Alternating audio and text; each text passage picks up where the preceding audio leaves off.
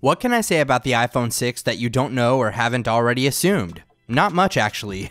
It's running iOS 8, it has a great camera, a thinner design, and a handful of features that make it different from last year's iPhone. This year, Apple has bumped up the display size and released two models. We have the 4.7-inch iPhone 6 and the 5.5-inch iPhone 6 Plus. But if you've been paying attention to the rumor mill leading up to the release, these two models might not have been a surprise. That being said, there are still some things that I'd like to touch on in this video, but instead of creating two reviews, I think it's safe to combine them so that you can find out which one is right for you. Welcome to my review of the iPhone 6 and iPhone 6 Plus.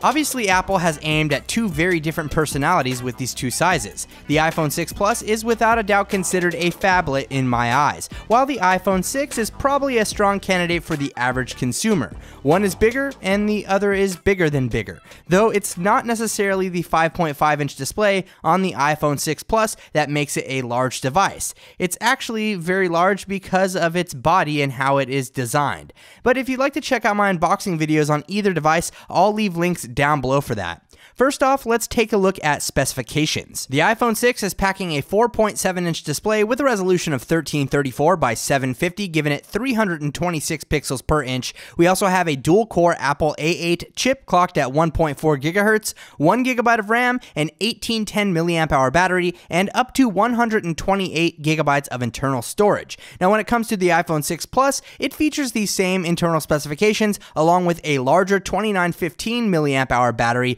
optical image stabilization on the rear camera, and a 5.5-inch 1920 by 1080 display with 401 pixels per inch. Aside from the internal specifications, there's one obvious difference with this year's iPhone. It has a completely different design. Now, the lock button has been relocated to the side of the device, which will make it easier to access due to the larger sizes involved here, but everything else is basically the same. We have the volume buttons and mute switch on the other side, and you'll find the microphone, speaker grill, lightning port, and 3.5mm headphone jack on the bottom. Apple has slimmed down the design and went with something that closely resembles the 5th generation iPod Touch, iPad Mini, and iPad Air. I'm a big fan of thinner, but sometimes we must sacrifice certain things to get there. Now, I'm not going to make this a review about durability because honestly, I have not used these devices long enough to tell you how durable they are and how they will hold up over time. Many of you may be wondering, hey Dom, does the iPhone 6 Plus really bend?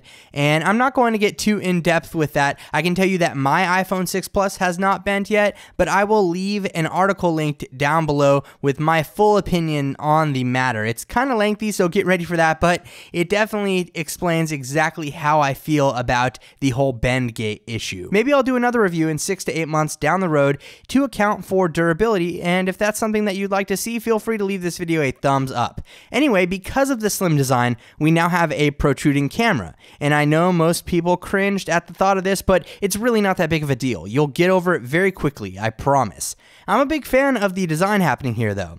It's thin and sleek, and the display panel is covered by glass that has a very elegant curve along the edges and gives the entire device a seamless look. Though as you may notice, this curved edge design is going to be problematic if you prefer to have screen protectors that extend to the edge of the glass because, well, there is no edge. All of that said, I do like the design, and I'm always a fan of buying an iPhone that doesn't look exactly like its predecessor. So what about camera performance? I gotta be straight up here. Even though this is only an 8 megapixel camera capable of shooting up to 1080p video at 30 or 60 frames per second, it's still likely one of the best cameras on a smartphone. For some reason, Apple always excels in this department. Pictures are crisp and vivid, though low light performance isn't all that great, but in great lighting, this is the best smartphone camera that you can currently get, at least in my opinion. Another useful feature on the iPhone 6 and 6 Plus is the addition of 240 frames per second slow-mo video at 720p. It just looks fantastic. Now, the iPhone 6 Plus comes along with optical image stabilization, which definitely helps when it comes to photography and video.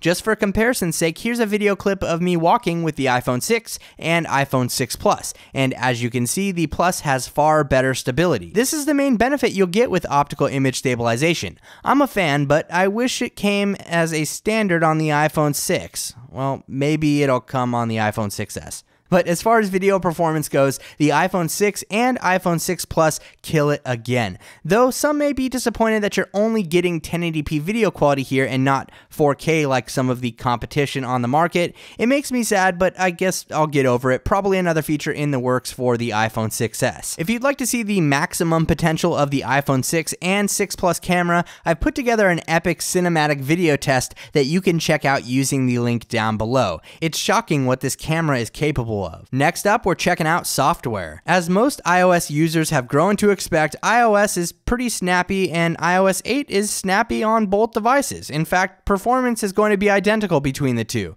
But to be honest, it's also very similar to how iOS 8 runs on the iPhone 5s.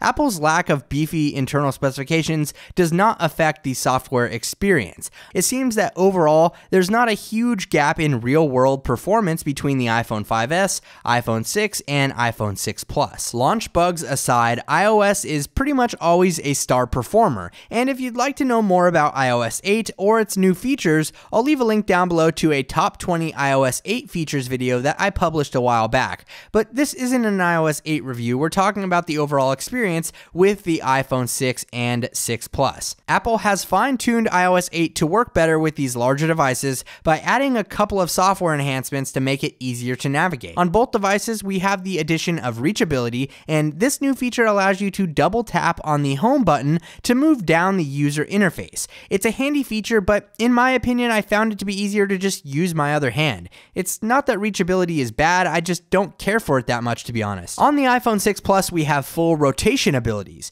The home screen and other specific apps can be rotated into landscape mode to bring more of an iPad-like experience to this larger display. It's definitely a nice feature, but it's not groundbreaking, though I did find it useful to be able to pick up the device and use it regardless of its orientation. NFC is also present on both the iPhone 6 and 6 Plus, but unfortunately, it's only there for a feature that you can't take advantage of yet. Apple Pay is a new mobile payment platform that takes advantage of this hardware, and it will be rolling out soon, but until that happens, NFC doesn't really matter. Normally, I don't get too in-depth with battery life, but it is important to point out a couple of things about these two devices. Battery life is fantastic on the iPhone 6 Plus. Because of its larger size, there's a larger battery and it definitely shows. I've seen usage times of up to 5 to 6 hours with pretty heavy use. Unfortunately, the iPhone 6 isn't as good as the iPhone 6 Plus, but one thing is very clear. No matter which one of these two devices you choose, Apple has finally managed to put together a set of phones with all-day battery life. So which device is right for you? Well, that's going to depend on a lot of factors. I've laid out most of the information in my official comparison between the iPhone 5s, the iPhone 6, and the iPhone 6 Plus. So if you'd like to check that out, I'll leave a link down below. If you're a fan of larger displays, I'd go with the iPhone 6 Plus. If not, then the iPhone 6 is for you. For me, I have to side with the iPhone 6. Don't get me wrong, the 6 Plus is great with its display, battery life, and the optical image stabilization, but I need a device that's a bit more pocketable, and I'm willing to sacrifice a few features for that. If you're currently rocking an iPhone 5s, well, you might just want to wait until next year's iPhone. You still have a very capable device, but let me know which iPhone is your favorite down in the comments section below. Do you prefer the iPhone 6 or the iPhone 6 Plus? Be sure to leave this video a thumbs up if you enjoyed my review, and also feel free to subscribe for more videos like this in the future. Thanks again for watching, everybody. This is Dom, and have a great day.